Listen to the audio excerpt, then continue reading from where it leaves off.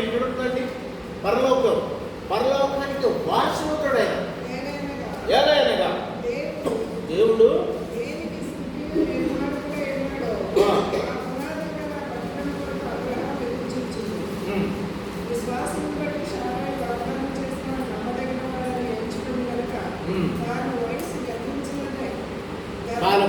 ఇక్కడ ఏంటి? అబ్రహాం గారు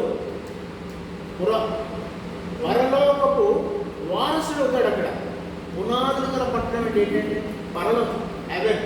ఆ పరలోక పట్టణానికే ఈయన వాసుడు అవుతాడు. అవునా?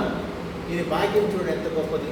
నాలుగు విషయాలు మనం నేర్చుకున్నాం ఇక్కడ. ఒకటి, అబ్రహాము ఆయన యొక్క విశ్వాసం బట్టి, నీతిని బట్టి ఆయన ఫాదర్ ఆఫ్ ఫెయిత్ అంటారు. అలాగే ఆయన పరలోక తండ్రికి స్నేహితుడయ్యారు. రెండవదిగాను ఆయన అనేక జనులకు తండ్రి అయ్యారు. మూడవదిగా ఏతు కుమారులకు మహారాజు అవుతాడు.